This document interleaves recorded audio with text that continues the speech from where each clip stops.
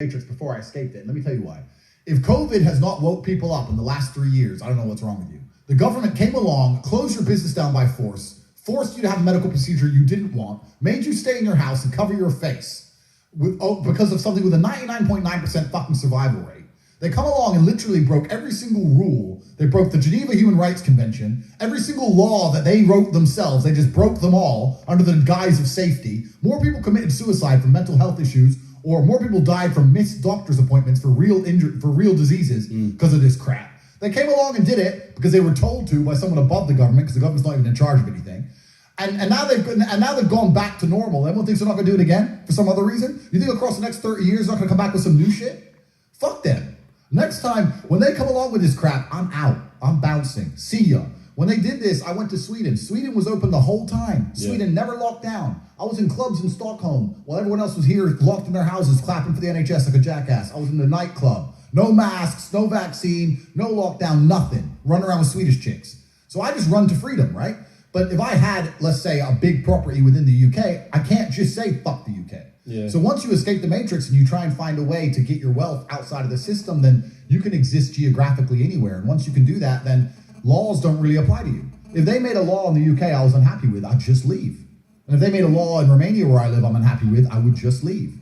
I don't have to be a lawbreaker. I don't have to be a criminal. I'll just go somewhere else, right? So property kind of ties you down. Things tie you down. And if you look at the real high levels of wealth, if you look at the billionaires and stuff, they're trying to do the same thing. They don't own anything. They have a share in a company which owns a shell company in the Cayman Islands, which owns this subsidiary of a company in Dubai, which owns a boat that they can use. Yeah, it's that Aikido. It's the same thing. Get out of the matrix. That's what everyone's trying to do. Right? You know, I was going to ask you this later on in the podcast, but it seems like a good time to ask you now. Yeah, you obviously. I wanted to initially do this podcast in Romania. I thought it'd be sick coming to your house. Yeah. You know, but Romania is owned by a subsidiary of a shell company, etc., etc., etc. We'll leave it at that. Yeah. And I moved to Romania because it felt more free than the UK in certain aspects, and it is. In certain aspects, it's certainly more free. You're always, as an individual, you always have to make a trade-off, and the trade-off is usually between laws and the strength of the government and the judicial system and your safety. Right? This is the usual trade-off. So Dubai, which I love and I spend a lot of time in, the judicial system is extremely harsh. The laws are extremely harsh, but it's very, very safe. I'll accept that trade. If you give me a powerful government and a powerful police force, but you give me my safety to wear a $5 million watch, I'll take that all day. But you have countries like America and England where the judicial system and the police are dangerous and they can mess you up at a whim, but they don't even give you your safety. So now I have to be scared of the cops arresting me for no reason and the criminal killing me. So they don't even give me a fair trade-off.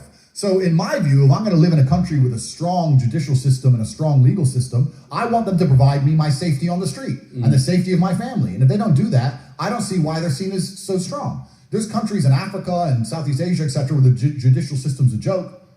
Then fine. The streets aren't safe. The police ain't doing their job. That all makes sense to me, right? But when the police are going to come along and mess you up for not wearing a mask or catch you for speeding and wreck your life, but they can't even offer you safety, then fuck them. So I decided to move somewhere else. And there are